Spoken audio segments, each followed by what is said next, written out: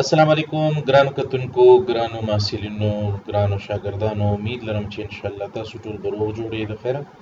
او نن د هیومن ریسورس مینجمنت یو نوی لیکچر سره تاسو په خدمت کې بیا حاضر یم او په دې لیکچر کې به ان شاء الله موږ خبره کوو د هیومن ریسورس پلانینګ په اړه کې یو ډیر زیات امپورټنت یو ډیر مهم او ضروری ټاپک دی چې دا اوم نمبر لیکچر دی چې ماته بلال خان ویل شي او د لیکچر شروع کولو نه مخکې تاسو ټولو ته گزارش دی چې زما چینل چا تر اوسه پورې سبسکرایب کړی نه سبسکرایب کړئ او بیل آیکن باندې کلیک کړئ چې زما د هر یو نوی ویډیو نوټیفیکیشن تاسو ته په وخت باندې ملاویږي شروع کوو چې هیومن ریسورس پلانینګ څه ته ویلی شي هیومن ریسورس پلانینګ is a process by which an organization ensures that it has the right number and kinds of people at the right place at the right time and capable of effectively and efficiently completing those tasks that will help the organization achieve its overall strategic objectives. Human resource planning نه مراد یو داسې پروسس دی یا یو داسې پروسه ده چې په هغې کې یو کمپنی یا یو منیجر دا یقین دهاني کوي چې زمونږ ارګنایزیشن سره بالکل صحیح هیومن ریسورسز صحیح خلق صحیح کارکونکي موجود دي او مختلف قسم کارکونکي موجود دي مختلف قسم کارکونکو نه مراد لکه مونږ د پاکستان نم خو کارکونکي انتخاب کو او مونږ د افغانستان نم خو کارکونکي انتخاب کو مونږ داسې د سعودي نه خو کارکونکي انتخاب کو مونږ داسې د امریکا نه خو کارکونکي انتخاب کو نو مطلب دا دی چې مونږه زمونږ کمپنی ته یا زمونږ ارګنایزیشن ته څومره خلک هم اپلای کوي نو هغه ټولو نه مختلف قسمه قابل تکړه لایق چې کوم کارکونکي دی هغه مونږه انتخاب کو د دې لپاره چې زمونږ په ارګنایزیشن کې په صحیح طریقې سره کار تر سره کړي خو بیا هیومن ریسورس پلانینګ کې دا هم خبره موجود ده ایٹ د رائټ پلیس ګورئ یاد ساتئ زمونږ په ارګنایزیشن کې موږ سره مختلف ډپارټمنټس وي اوس دا هر یو ډپارټمنټ دپاره موږ ته په خپل ځای باندې صحیح کسان انتخابول پکار دي رائټ پلیس نه مراد څه دی چې موږ ګوره د مارکیټینګ ډپارټمنټ دپاره صحیح کسان انتخاب کو د مینجمنټ ډپارټمنټ دپاره خپل کسان صحیح کسان انتخاب کو د ایچ آر ډپارټمنټ دپاره خپل کسان او صحیح کسان انتخاب کو داسې د پروډکشن او د سیلز ډپارټمنټ دپاره غرض د هر یو ډپارټمنټ دپاره په خپل ځای مونږ صحیح خلک انتخاب کو بل ایٹ د رائټ ټایم چې په کوم وخت مونږ ته د کارکونکو ضرورت ته هم په هغه ټایم مونږ یو ښه او قابل کارکونکي انتخاب کو لکه مثال په تور باندې زمونږ ارګنایزیشن نه یو شخص یو کارکونکي لاړ شي یو مینیجر لاړ شي یو لیډر لاړ شي د هغه په ځای مونږ یو بل مینیجر یو بل لیډر انتخاب کو تر دې چې زمونږ د ادارې وخت ضایع نشي ریسورسز ضایع نشي او مونږ ته نن یو کس زمونږ نه لاړو او سبا هغه مونږ ته حاضر وي او دې نه علاوه چې capable of effectively and efficiently completing those tasks that will help the organization achieve its overall strategic objectives او دا خلق دا human resources مونږ هغه هیومن ریسورسز انتخاب کو د خپل کار د ادارې د کارونو د پاره چې هغه زموږ د ادارې کارونه په داسې طریقې سره مخې ته یوسي یا داسې طریقې سره کارونه تر سره کی چې وسایل هم کم نه کم استعمال شي منابع هم کم نه کم استعمال شي او زموږ د ادارې چې کم اهداف دي او کم تګلارې والا اهداف دي هغه هم ترلاسه شي نو د هیومن ریسورس پلانینګ یو خلاصه چې کوم ډیفینیشن د دې نه مونږ اخیستی شو جوړولی شو هغه به داسې وي چې هیومن ریسورس پلانینګ یو داسې پروسه ده چې په هغې کې یو ارګنایزیشن مختلف قسمه او صحیح کارکونکي انتخاب کی د صحیح ځای دپاره انتخاب کی په صحیح وخت باندې انتخاب کی او دا کارکونکي داسې کارونه وکړي یا په داسې طریقې سره د کمپنی یا د ادارې کارونه تر سره کړي چې وسایل کم نه کم استعمال شي ټایم کم نه کم استعمال شي او د ادارې اهداف ترلاسه شي نو زه امید لرم چې په دې ډیفینیشن باندې به تاسو پوه شوي یې اوس دې نه بعد مخکې موږ خبره کوو whenever an organization is in the process of determining its human resource needs it is engaged in process called human resource planning یاد ساتئ چې کله هم یو اداره یو کمپنی یو شخصي یا یو دولتي اداره چې کله هم هغه د کارکونکو د ضرورتو معلومولو د لپاره سوچ کوي کارونه کوي. نو تاسو پوه شئ چې دا اصل پروسه ده د هیومن ریسورس پلانینګ. یعنی په هیومن ریسورس پلانینګ کې د ټولو نه اول کار مونږ هم دغه کوو چې مونږ د کارکونکو ضرورت معلومه کو. دا تر دې پورې چې د دې کارکونکو ضرورت مونږ ترلاسه کو نو زمونږ د ادارې اهداف په اسانه ترلاسه شي او زمونږ د ادارې لپاره به ښه کارکونکي مونږ ترلاسه کو. اوس ایچ آر پلانینګ باره کې یو څو نور خبرې دي چې د دې په ذریعه باندې دا ټاپک مونږ خپل وړاندې وړو. ایچ آر پلانینګ از لینکډ ټو د ارګنایزیشنز اوورال سټریټجی اینڈ پلانینګ. ایچ آر پلانینګ یو داسې عمل دی چې د دې تعلق د یو کمپنی یا د یو ادارې تګلارې سره او د ټول پلانینګ پروسس سره د دې تعلق دی ټو کمپیټ ډومېسټیکلی اینڈ ګلوبلی. او یاد ساتئ ایچ آر پلانینګ دومره ضروری دی چې دا به زمونږ او ستاسو یعنی د یو کمپنی باقاعده د یو کمپنی سره به په دې کې مدد کوي چې هغه په ملک کې دننه او د ملک نه بهر صحیح طریقې سره نورو کمپنیانو سره په کامیابی سره مقابله وکړي. یا مونږ ویلی شو چې په داسې طریقې سره شیان یا خدمات تولید کی د ملک د نن خلکو د پاره او د نورو ملکونو خلکو د پاره چې خلک د دې کمپنی شیان او خدمات خوښ کړي. بیا موږ وایو اګریسیو ډومېسټک اینڈ ګلوبل کمپټیشن هاف میډ سټریټیجک پلانینګ منډیټری. بالکل جی تاسو به خیال کړی وي چې نن سبا وخت کې ګوره ډیر نوي کاروباري ادارې چې دی هغه مینځ ته راځي او داسې کمپټیشن په انټرنیشنل لیول باندې په ګلوبل لیول باندې په دنیا کې د مختلفو کمپنیانو ترمنځ چې کوم مقایسه ده یا مقابله ده او ورځ تر ورځه زیاتیږي. نو په دې وجه باندې د دې کمپټیشن د زیاتېدو په وجه باندې سټریټیجک پلانینګ چې دی نن سبا د هر یو کمپنی د لپاره ډیر ضروری دی. لکه که زه تاسو ته ووایم کنه مخکې به موږ مارکیټ ته لاړو نو موږ که چېرته کولډ ډرینکس وغیره سکل یا سافټ ډرینکس وغیره که موږ چېرته سکل یا انرجیانې موږ سکلې نو به صرف اور صرف ریډ بول به او یا به داسې پیپسی به کوک به وغیره وغیره. اوس تاسو چې کله مارکیټ ته لاړ شئ نو تاسو ته به یعنی 20-50 قسمه داسې کمپنیانې میلاو شي چې هغې مختلف انرجیانې جوړې کړي دي، سافټ ډرینکس کولډ ډرینکس دي او هغه په مارکیټ کې موجود دي. یو نه نو تا بل خوښ کا بل خوښ کا تا ته پکې بلا شی ویرایټي چې دا هغه ملاویږي. نو کمپټیشن چونکې نن سبا په ملک کې دننه او د ملک نه بهر یو بل سره کم د کمپنیانو زیات شوی دی. سټریټیجک پلانینګ نن سبا ډیر زیات ضروری دی چې هغه تاسو کوئ نو د کمپټیشن کې به تاسو کامیاب یې. اوورال پلانز اینڈ objectives must be translated in the number and types of workers needed. اوس ګوري د یو ادارې چې کم پلانز دي، کم اهداف دي او کم پلانز دي، ټیک شو جی. دغه پلانز او دغه اهداف یاد ساتئ چې دا د دې کارکونکو د نیډز مطابق مونږ برابر کو.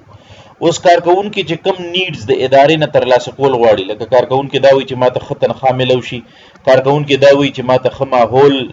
په دې کمپني کې یا په دې اداره کې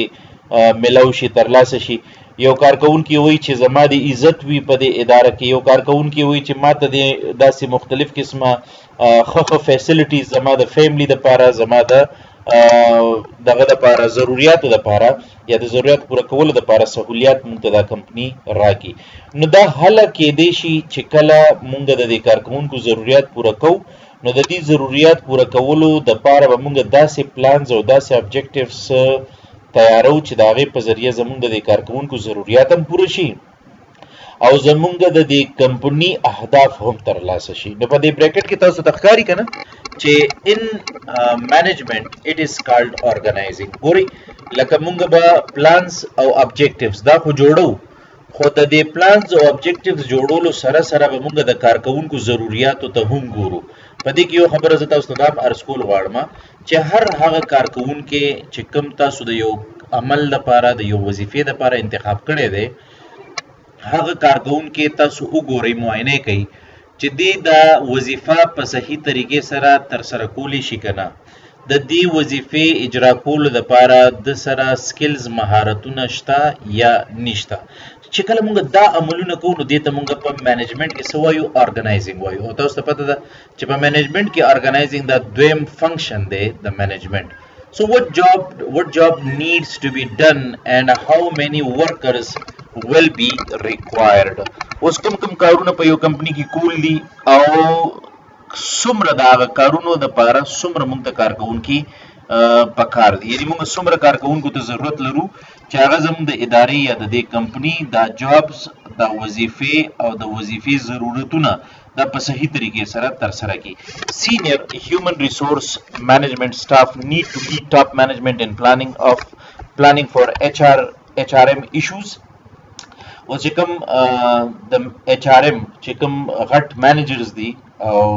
هغه ټاپ مینیجرز کې شامل دي، نو دی له پکار دي چې نور کم ټاپ لیول مینیجرز دي دا غیر رهنمایي وکي او هغه ته اوخی چې مونږ په دې HRM پلانینګ کې یعنی د کارکونکو یا د انساني منابعو د پلانینګ په دوران کې دا مسایل لرو، نو چې دا مسایل کله مخې ته راشي بیا به د دې حلم ترلاسه شي او حل ترلاسه کولو نه بعد به ستاسو د ادارې د مختلفو وظیفو پوره کولو لپاره به ښه او تکړه او قابل کارکونکي تاسو ته راځي او هغه به ستاسو کمپنی ته پرمختګ یا ترقي یا کامیابي ورکوي. To determine what skills are needed, HRM conducts HR planning. اوس ګورئ موږ ته څومره هیومن ریسورسز پکار دي زموږ د ادارې د کارونو دپاره جابز دپاره څومره کارکونکي پکار دي، څومره امپلایز ته موږ ضرورت لرو او د دې امپلایز نه موږ ته کم سکلز پکار دي، کم مهارتونه پکار دي د دې امپلایز یا د دې کارکونکو ضرورت معلومولو دپاره، د دې کارکونکو تعلیم معلومولو دپاره، د دې کارکونکو سکلز مهارتونه معلومولو دپاره او موږ څومره کارکونکو ته ضرورت لرو دې معلومولو دپاره موږ څه کوو HR پلانینګ کوو. نو دا یو ډیر ښه او واضحه ایکسپلینیشن دی او ډیر اسان الفاظو کې زه ځکه غواړم چې ستاسو دپاره یې پیش کړم چې تاسو تنګ نشئ، تاسو ته څه مسله څه مشکل را نشي. زما همدا کوشش وي چې بس تاسو یې ګورئ نو تاسو ته خوند هم درکوي او تاسو پې پوه هم شئ. نو بهرحال دا انټروډکشن تاسو امید لرم چې په دې باندې به پوه شوي یې. لینکینګ ارګنایزیشنل سټریټجي to HRM planning. اوس ګورئ د یو ادارې چې کومه سټریټجي ده یا تګلاره ده، تاسو ټول ته پته ده چې سټریټجي هغه اوږدمهاله پلان ته ویل کېږي، یعنی د یو 15 یا د 15 کالو نه زیات وخت دپاره چې کوم پلان تاسو په نظر کې نیسئ هغه پلان ته مونږ څه وایو جي، هغې ته مونږ سټریټجي وایو. نو اوس د یو سټریټجي او د HRM پلانینګ په منځ کې څه تعلق دی؟ لکه ولې مونږ وایو چې د یو ادارې سټریټجي تګلاره هغه د هیومن ریسورس پلانینګ سره تړلی شوی دی. نو سټریټجي خو ما تاسو ته وویل چې تاسو لکه داسې پلانینګ کوئ چې د هغې په ذریعه باندې د ادارې اوږدمهاله اهداف ترلاسه کړي، نو دې ته مونږ دې پلان ته مونږ سټریټجي وایو. سټریټجي د پلان یو قسم دی. او HRM پلانینګ ما تاسو ته اوس وویل چې HRM پلانینګ مونږ سره هغه پلانینګ وي چې په کوم کې مونږ د اوږدمهاله وخت دپاره د خپلې ادارې د وظیفو دپاره مختلف کارکوونکي قابل تکړه کارکوونکي مونږ انتخابولی شو، هغه پلانینګ ته مونږ HRM پلانینګ وایو. Why is mission statement important? mission statement په دې وخت کې ضروری ولې دی؟ ګورئ جی. A mission statement defines what business the organization is in, including why it exists and who its customers are. ګورئ mission statement څه ته وایي؟ تاسو ټول ته پته چې میشن د یو ادارې هدف ته ویل کېږي، یو غټ هدف یې ده، لکه ګولز ابجیکټیوز دا هم اهداف دي. خو یاد ساتئ چې میشن د ادارې د ګولز او ابجیکټیوز نه زیات غټ هدف وي او د دې ترلاسه کول هم ډیر زیات مهم یا ضروری وي. اوس دلته کې میشن سټیټمنټ څه ته وایي؟ میشن سټیټمنټ نه مراد چې زمونږ د ادارې څه کار دی، اوس وخت کې زمونږ د ادارې اصل کم کارونه دي، یا زمونږ اداره کم قسمه کاروبار کوي اوس وخت کې، یعنی زمونږ اداره په دې اوس وخت کې کم قسمه پروډکټس، کم قسمه شیان، کم قسمه خدمات د خلکو ضرورتو پوره کولو لپاره تولیدوي یا جوړوي including why it exists and who its customers are. او د میشن سټیټمنټ دا هم مطلب دی چې زموږ اداره ولی اوس موجودیت لري، زموږ اداره ولی موجود ده. اوس موجود نه مراد دا دی چې هغه به ګوره څه شیان څه خدمات به تولیدي. تاسو یو سکول واخلئ، تاسو یو مثال یو یونیورسيټي واخلئ، تاسو یو انسټیټیوټ انګلیش لینګویج انسټیټیوټ واخلئ، دا غي میشن سټیټمنټ به داسې میشن سټیټمنټ لیکل شوی وي چې دا غي نه به دا ظاهريږي چې د انګلیش لینګویج انسټیټیوټ مقصد څه دی او کار څه دی، د دې یونیورسيټي مقصد څه دی او کار څه دی، د دې کمپنی مقصد څه دی او کار څه دی. دا به د میشن سټیټمنټ نه تاسو ته واضح کیږي. سټریټیجیک ګول څه ته وایي؟ سیټ بای سینیئر مینجمنٹ ټاپ مینجمنٹ دا جوړي to establish targets for the organization to achieve. د دې لپاره دا strategic goals ټاپ لیول منیجرز جوړي چې هغه داسې ټارګټس، داسې ګولز، داسې اهداف انتخاب کی کوم اهداف به چې دا organization د ځان لپاره ترلاسه کوي. Generally strategic goals are defined for the next 5 to 20 years in the organization. یا ساتي strategic goals یا د تګلارې چې کوم اهداف دي هغه بس تاسو د 15 کالو نه کم 15 پورې زیات نه زیات 20 کالو پورې وي. یعنی تاسو دا داسې اهداف انتخابوي چې دا به د 15 کالو نه کم وخت کې نه ترلاسه کیږي او زیات نه زیات ټایم چې دین مثال هغه د 15 کالو نه زیات وخت 20 کالم کې دی شي 30 کالم کې دی شي وغیرہ وغیرہ. نو یو ګوره strategic goals وی اهداف اوږدمهاله اهداف، یو وی strategic planning. د دې strategic goals لپاره چې کوم اوږدمهاله پلانینګ کیږي هغه ته strategic planning ویل شي. دا دینه آسان الفاظ نور نشته دی. خاجي دینه بعد کته سو دلته وګورئ relationship between strategy, objectives, policies and rules. اوس دا څلور الفاظ دي، ډیر خلک د دینه یو شان مطلب اخلي، خدای یو بل سره فرق لري. زه به تاسو ته آسان دا وایم، آسان الفاظو کې strategy څه ته وایي؟ د پلان that integrates major objectives. strategy نه مراد هغه پلان دی چې ډیر غټ اهداف یو بل سره یو ځای کوي. بس سمپل مطلب خبره د دینه دا ده چې کوم اوږدمهاله objectives دي 15 کالو نه زیات وخت لپاره چې کوم اهداف ته ترلاسه کول غواړي دا غي لپاره چې کوم پلانینګ تاسو کوی هغه ته موږ strategy وایو. دویم strategy ترلاسه کولو د لپاره موږ objectives ترلاسه کوو. objectives څه ته وایي؟ goals that are specific and measurable. یعنی objectives نه مراد هغه اهداف دي چې کوم موږ خاص کولی شو او کوم موږ لکه د هغه اندازه لګولې شو. measurable څه ته وایي؟ اندازه لګول. لکه زه تاسو ته مثال درکوم، تاسو وایي چې فرض کړئ په دې یو میاشت کې به موږ 10 لک روپۍ ګټو د دې پروډکټس یا د دې شیانو خرڅولو په ذریعہ باندې به مونږ څه کوو جی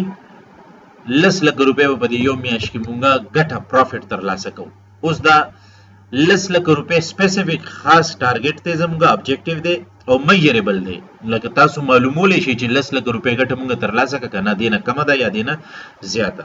نو ګوره د سټریټیجی ترلاسه کولو لپاره ابجیکټیوز جوړیږي او د ابجیکټیوز ترلاسه کولو لپاره پالیسیز جوړیږي. پالیسیز څه ته وایي؟ guides to decision making. ګوره دا هدایات وی کنه، دا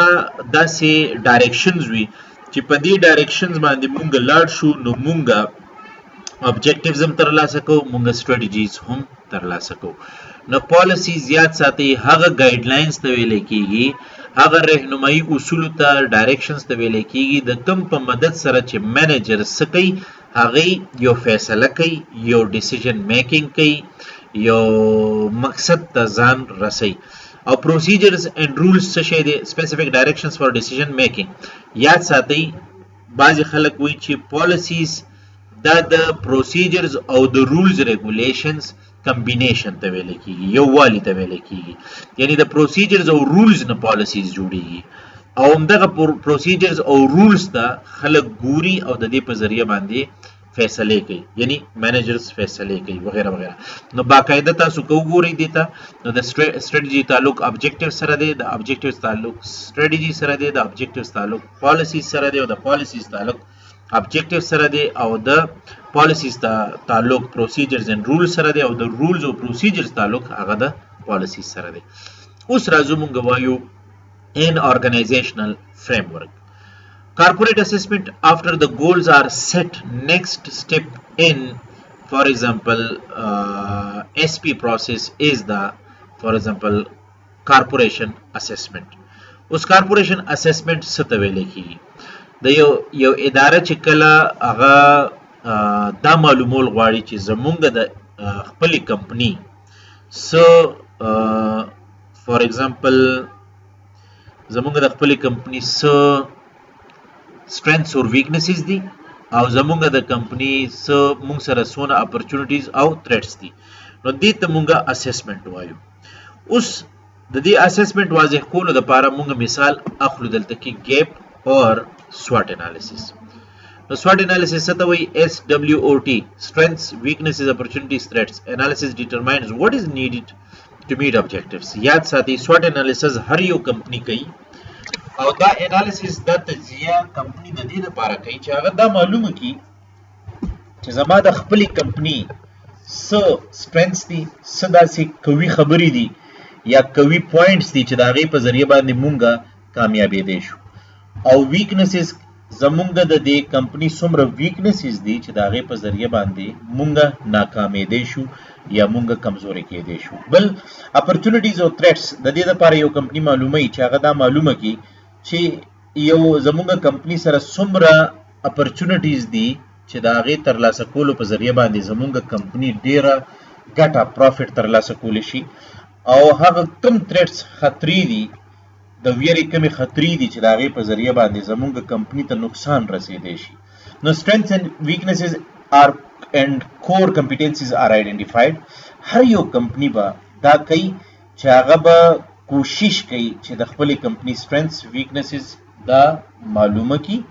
د دې لپاره چې کمی کمزوریانې وي چې د هغې مخنیوی وشي، هغه ختم کړی شي، او چې کم strengths دي هغه زیات شي او هغه برقرار وساتلی شي. اوس ګورئ تاسو، اوس چونکې مونږ وایو هیومن ریسورس پلانینګ، نو په دې strengths او weaknesses کې خو ګوره بلډینګ هم راځي، په دې کې خلک هم راځي، کارکوونکي هم راځي، په دې strengths and weaknesses کې تاسو به کتلی وي کمپیوټرز، ټیکنالوجي، مشینریز وغیره دا هر څه راځي. خو مونږ خو د HRM په باره کې خبره کوو که نه. نو HRM determines what knowledge, skills and abilities are needed by the organization's human resources. یعنی مونږ دا معلومول غواړو چې زمونږ هیومن ریسورسز ته، زمونږ انساني منابعو ته د کم نالج ضرورت دی، د کم مهارتونو ضرورت دی او د کم صلاحیتونو ضرورت دی چې هغې په ذریعه باندې مونږ د ادارې اهداف ترلاسه کولی شو. ښه جي، اوس وګورئ ان ارګنایزیشنل فریم ورک کې مونږه څنګه کار کوو. د یو ادارې چې کوم ساختمان دی، د یو ادارې چې کوم چوکاټ دی چې په هغې کې مونږ لکه دغه طریقې سره کار وکړو، د هغې په ذریعه باندې مونږ یو کامیابه تګلاره یا سټریټجي یا پلانینګ مونږ ترلاسه کړو. نو زه ګورئ تاسو ته که دلته کې ښکاري، نو ټولو نه پهله مونږ څه کوو؟ میشن انتخابو. میشن ما تاسو ته ویل چې دا یو غټ هدف ته ویلی کېږي. ټیک شو جي. د میشن ترلاسه کولو دپاره مونږ سټریټجي جوړو، د سټریټجي ترلاسه کولو دپاره مونږ سټرکچر جوړو، او د دې سټرکچر ترلاسه کولو دپاره بیا مونږ د ادارې د کارونو دپاره خلک انتخابو. نو دا خو مونږ سره دغه فریم ورک کې میشن، سټریټجي، سټرکچر اینډ پیپل شو. اوس ګورئ SWOT انالیسس به تاسو کوئ. SWOT انالیسس سره به تاسو ته د خپل ادارې او د خپلو کارکوونکو د strengths, weaknesses, opportunities او threats په باره کې معلومات ترلاسه شي. او بیا کمپیټیټیو انټیلیجنس دی چې تا ته به دا پته ولګېږي چې وایي داسې کمې خبرې دي چې د هغې په ذریعه باندې زما کمپني او زما د کمپني کارکوونکي دا د نورو کمپنیانو سره ښه مقابله کولی شي او د هغې نه زیات لکه اپورچونټیز ګټې ترلاسه کولی شي، زیات نه زیات فایده ترلاسه کولی شي. لینکینګ ارګنایزیشنل سټریټجي ټو هیومن ریسورس پلانینګ، د ادارې چې کومه سټریټجي ده دا مونږ هیومن ریسورس پلانینګ سره یو ځای کول غواړو. اوس ګورئ جي، ensures that people are available to meet the requirements set during strategic planning. د strategic planning په دوران کې مونږ دا معلومول غواړو چې واقعي زمونږ د ضرورتو پوره کولو دپاره خلک شته په دې مارکیټ کې. ګوره ستاسو کمپني که چېرته په پېښور کې یا په جلال آباد کې یا په پاکستان کې یا په افغانستان کې وي که نه، او تاسو ته د کارکوونکو ضرورت پېښ شو، نو چې تاسو اعلانات وکړئ اډورټایزمنت وکړئ چې وایي تاسو سره پوسټونه خالی دي نو د دې پوسټونو دپاره به تاسو ګورئ که نه په ایچ آر پلانینګ کې او په سټریټیجیک پلانینګ کې چې آیا په دې پیښور کې یا په دې جلال آباد کې ما ته خپل خلک ملاوېدی شي که نه زه به د نورو ښارونو نه یا د نورو ملکونو نه به کارکوونکي انتخابوم لکه مثال په طور باندې اوس که موږ دا ووایو چې یاره په پاکستان کې یا په افغانستان کې د پی ایچ ډي د خلکو کمی دی نو چې ما ته دلته پی ایچ ډي نه ملاویږي خو بیا به زه د سعودي نه راولم زه به د امریکا نه راولم زه به د لندن نه راولم زه به د ترکي نه راولم زه به د نورو ملکونو نه راولم په دې وجه چې زما ضروریات څه شي هغه ترلاسه شي اوس assessing current human resources a human resources inventory report summarizes information on current workers and their skills assessing current human resources تاسو به د ټولو نه پهله د خپلې ادارې کارکوونکي چې کوم تاسو سره لګیا دي کار کوي اول به هغه وګورئ چې وایي د دې پوسټ لپاره زه د خپلې ادارې د کارکوونکو نه څه خلک انتخابولی شم یا نه ګوره اوس یو پوسټ خالی شو یو کس دی هغه لاړو مړ شو یا څه بل څه خبره شوه اوس ته د هغه پوسټ لپاره یو بل کس را پیدا کول غواړي نو ټولو نه پهله بهتر خبره دا ده چې تا سره په دې خپله اداره کې کوم کارکوونکي د مخکې نه کار کوي د دې نه یو کس انتخاب کړي او هغه پوسټ باندې په کار باندې ولګي نو داسې هم کیدی شي باقاعده د دې دپاره غټې غټې کمپنیانې چې دي هغه ځان سره ریپورټس تیاروي معلومات جمع کوي او د دې معلوماتو نه بیا په دې وخت کې فایده اخلي یا ترلاسه کوي اوس human resource information system are increasingly popular computerized database that contain important information about employees ګوره دا human resource information system یو داسې نظام وي یو داسې سیستم وي چې په دې کې مونږ د هیومن ریسورسز د زمونږ سره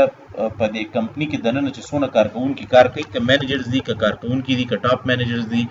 که میډل مینیجرز دي د دې ټولو په باره کې مونږ معلومات چې دی نو هغه ځان سره جمع کوو یا ساتو نو دا په ریټن شکل کې وي ښه په تحریري شکل کې وي چې کله مونږ ته د دې معلوماتو ضرورت پیښ شي بیا مونږ دغه معلومات را واخلو اوس لکه زه تاسو ته مثال درکوم فرض کړئ کارډان یونیورسټي ده که نه کارډان یونیورسټي هر کال یا هر سیمسټر کې 200 نفر د ایم بی اے نه او د بی بی اے نه فارغه کوي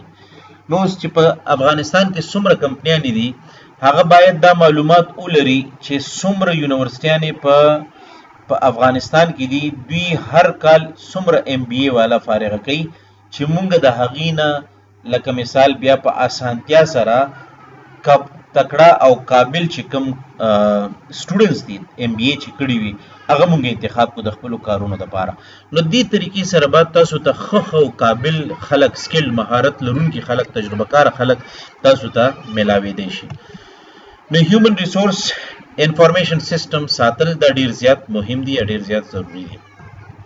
حاجی اسیسنګ کرنٹ هیومن ریسورسز سکسیشن پلانینګ تاسو موجوده هیومن ریسورسز ګورئ چې یاره زمونږ موجوده هیومن ریسورسز دی د نورو کارونو دپاره مونږ استعمالولی شو که نشو استعمالولی زمونږ موجوده هیومن ریسورسز زمونږ د ادارې د وظایفو ترسره کولو دپاره کافي دي یا مونږ به نور نوي کسان اخلو مونږ سره خالی پوسټونه شته یا نشته وغیره وغیره نو د دې دپاره مونږ سکسیشن پلانینګ کوو سکسیشن پلانینګ څه ته ویلی شي جي It includes the development of replacement charts. پدې کې موږ څه کوو ګوره چې replacement charts جوړو لکه یو کس ریټایر کیږي نو دا هغه کس ریټایرمنټ کې یو میاشت دو میاشتې پاتې دي نو هغه چې کله ریټایر کیږي هغه نه مخکې یو میاشت کې دو میاشتو کې موږ یو بل کس ریډي کو چې دې ریټایر کیږي د ده په پوسټ باندې به دا بل کس موږ بیا راولو دې ته دا replacement charts وي ښه جي او بل کس مثال یو کس دی هغه لکه داسې دی چې بیمار دی نشي راتلی جاب یې پرېښودلو یا څه بل څه وجې نه جاب پرېښودو نو د هغه په ځای بل کس مونږ راولو نو دا سکسیشن پلانینګ کې مونږ سره ریپلیسمنټ چارټس وي د دې په ذریعه باندې بیا مونږ ګورو چې بھائی د دې پوسټ لپاره مونږ کوم یو کس انتخاب کړو بس مونږ دلته کې راولو نو بل مونږ سره څه دي چې خاص سکسیشن پلانینګ بل څه ته وایي پورټری میډل ټو اپر لیول management positions that may become vacant in the near future ګوره کم پوسټونه چې په راتلونکي فیوچر کې راتلونکي وخت کې چې مونږ په نظر کې ساتو چې دا به خالی کیږي دا کسان به ځي دا به ریټایر کیږي دا پوسټونه به خالی شي وغیرہ وغیرہ هغه پوزیشن د میډل لیول منیجرز وی یا د اپر لیول منیجرز وی دا هم مونږ په دې سکسیشن پلان کې لیکو چې مونږ ته مخکې نه پته وي. List information about individuals who might qualify to fill the positions. ګوره هغه ټول خلک کارکونکي چې د هغې په ذریعه باندې به مونږ د خالی پوسټونه ډکو د هغه خلکو لیست جوړول پکار دي. لکه زه ووایم چې بلال دی، ابرار دی، عمران دی، دا کسان به زه راتلونکي مثال خالی پوسټونو دپاره به زه مخکې کومه او همدي به مثال زه سلیکټ کوم انتخابومه. Determining the demand for labor. تاسو به اوس څه کوئ؟ Determining the demand for labor. تاسو ته څومره کسان پکار دي اول دا اندازه لګول. ما ته یو کس پکار دی، یو پوسټ خالی دی نو یو کس باخلی، دو پوسټ خالی دی دو کسان باخلی، یو ډپارټمنټ دی نوی جوړ کو د هغې دپاره 100 کسان تا ته پکار دي. نو دا معلومول ضروري دي ځکه چې اوس که تا ته پکار یو کس وي او تا 2 واخیستل نو ګوره ته به ډېره سیلري ډېر تنخواه ورکړې، ستا به ایکسپنسز کاسټ به دې زیاتېږي. او که تا ته 2 کسان پکار وي هم 2 دې واخیستل ستا کاسټ به نه زیاتېږي، ستا ریسورسز به صحیح استعمالیږي، تا ته به فایده رسېږي په دې کې.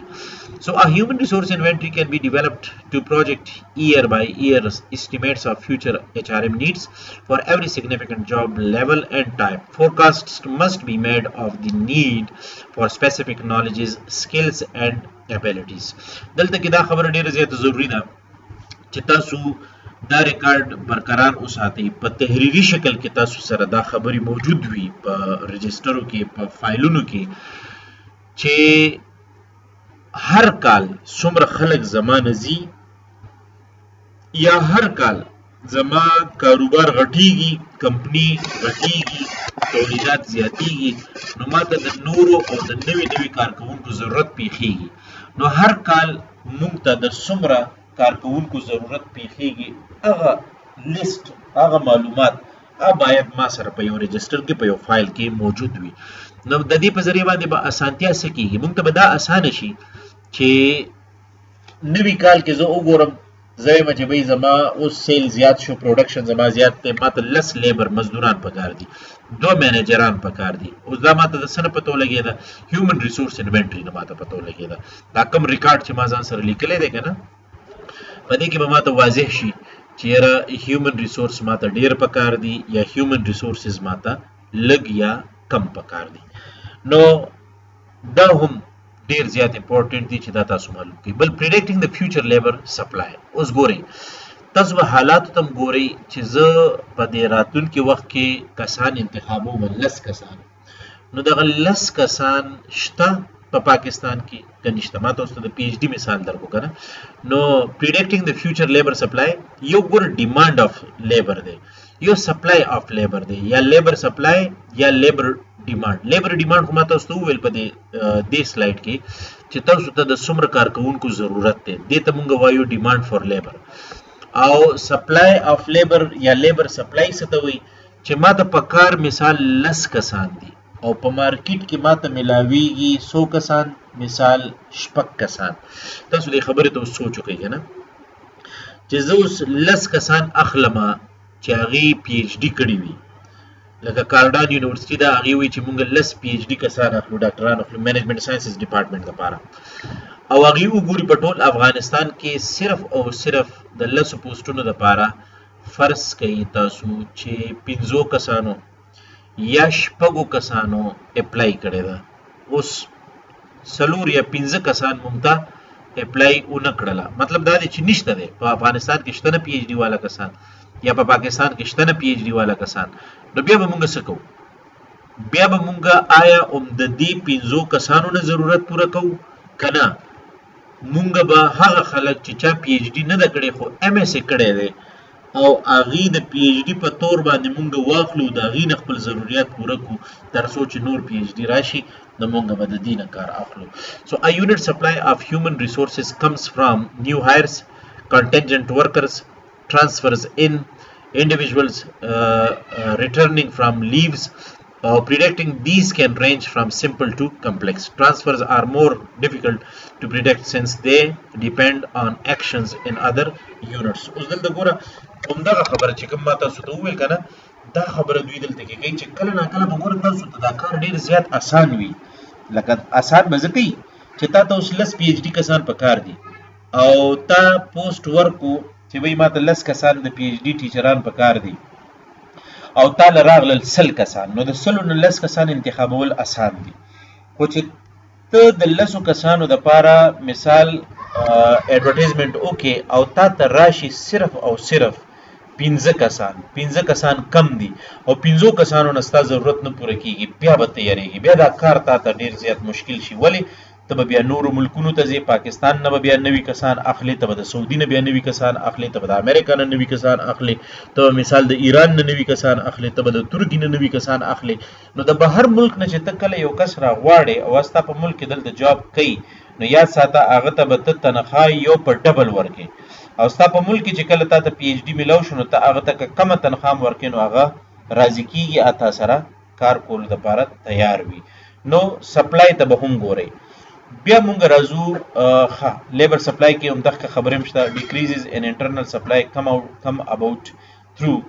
یا ساتئ چې دې کې کموالی هم راتلی شي، ریټایرمنټ څه کسان لاړ شي دلته، ډسمسل څه کسان ته وویستل، او ټرانسفرز آوټس د څه خلکو دی ټرانسفر وکړو نورو ښارونو ته، لی آفس بعضې خلک چې دي نو په چوټۍ باندې ولېږل تنخوا نه بغیر، والنټري کویټس بعضې خلکو همداسې جاب پرېښودو، پرولانګډ النس بعضې خلک ډېر غټې بیمارۍ کې مبتلا شو، بعضې خلک مړه شو وغیره وغیره. نو دا فیوچر لیبر سپلای چې ده که نه دا کمېدی هم شي، مطلب چې څنګه زیاتېدی شي که نه نو داسې کمېدی هم شي.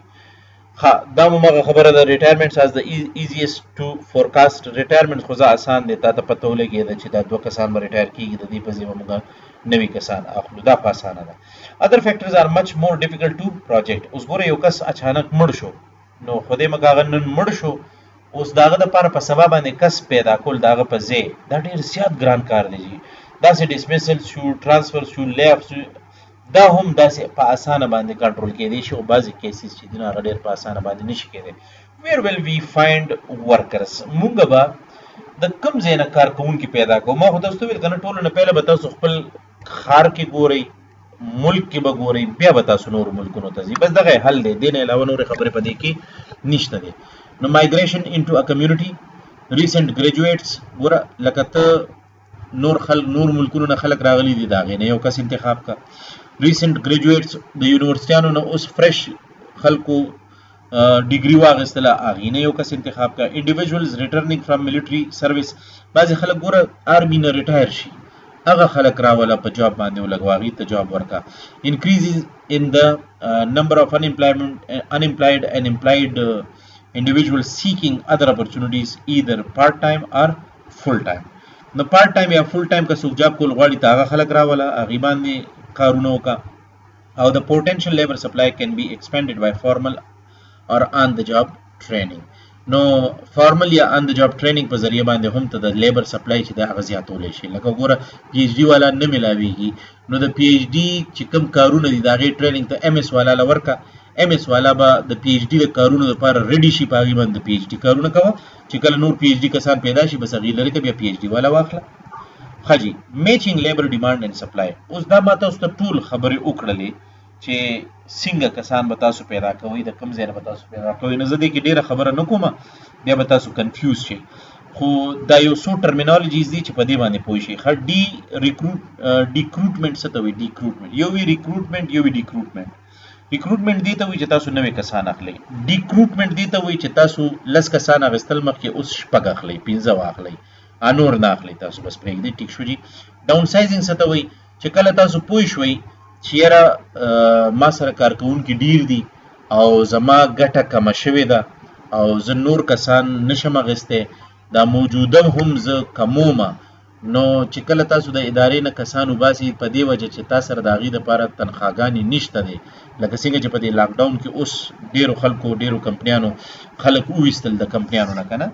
نو دې ته ډاون سایزینګ ویلی شي. رایټ سایزینګ څه ته وایي جي؟ انوالوز لینکینګ سټافینګ لیولز ټو ارګنایزیشنل ګولز. دغه نه مراد رایټ سایزینګ دې ته ویلی کېږي چې ارګنایزیشن کوم مقصد دی هغه چې په څومره کسانو باندې ترلاسه کېدی شي بس هماغومره کسان وساته، د هغې نه زیات مه ساته. حاجی اوس تاسو که غور وکئ نو دا څونه خبرې چې مونږ وکړلې دا ټولې خبرې په دې یو چارت کې موجود دي او دې چارت ته مونږ څه وایو امپلایمنٹ پلانینګ یا ایچ آر پلانینګ ایچ آر ایم پلانینګ هم ورته ویلی شي ایچ آر پلانینګ هم ورته ویلی شي امپلایمنٹ پلانینګ هم ورته ویلی شي and the strategic planning process اوس ګورئ دواړه یو ځای شوي دي strategic planning بیل پروسس دی جی او امپلایمنٹ یا ایچ آر پلانینګ یو بیل پروسس دی خو دا دواړه مونږ یو ځای کړي دي ښه ټولو نه پهله ډیفاین ارګنایزیشن میشن دا د strategic planning یو حصه ده establish corporate goals and objectives دا د strategic planning یو حصه ده assess current human resources HRMS job analysis وغیرہ وغیرہ اوس دلته کې مونږه امپلایمنٹ پلانینګ چې دی هغه strategic planning process سره یو ځای کړی دی ها ډیمانډ فار لیبر مونږ وکتلو سپلای اف هیومن ریسورسز یا لیبر مونږ وکتله تاسو به دا دواړه خپلو کې کمپیر کوي او تاسو ته پته ولګیږي چې تاسو ته کسان څومره پکار دي هغه عمر مارکیټ کې شته که د هغې نه زیات دي او که د هغې نه کم دي ډیمانډ ایکسیډ سپلای که چېرته تاسو ته پته ولګېده چې په مارکیټ کې پی ایچ ډي کسان لږ دي او مونږ ته پکار ډیر دي لکه سوري ډیمانډ ایکسیډ سپلای که چېرته بالکل صحیح خبره ده که چېرته تاسو ته دا معلومه شوه چې یاره 10 کسان مونږ ته پکار دي خو په مارکیټ کې 15 دي نو تاسو به هغه 15 کسان واخلئ ځکه چې نور نشته خو دا 15 خو واخلئ که نه سپلای ایکسیډز ډیمانډ تاسو ته که دا پته ولګېده چې مونږ ته پکار 10 دي او کسان په مارکیټ کې 100 دي نو ډیکروټمنټ نو تاسو 10 واخلئ یا نور به تاسو پرېږدئ 100 په 100 خو مونږ نشو اخیستی که نه جي نو دا زمونږ نن لیکچر و چې په کوم کې مونږ ډېر ضروري هیومن ریسورس پلانینګ ټاپک باندې خبره وکړله زه امید لرم چې انشاءالله په دې ټاپک باندې به تاسو پوه شوي د نیکسټ لیکچر سره به ستاسو په خدمت کې زه بیا حاضرېږم تر هغې پورې ما په خپلو دعاګانو کې یاد ساتئ که چېرته څه مشکل وي تاسو ته نو هغه په کمنټس کې تاسو ماته ویلی شي زما چینل سبسکرایب کړئ نورو ملګرو سره شیر کړئ د خپل ځانونو خیال ساتئ د الله په امان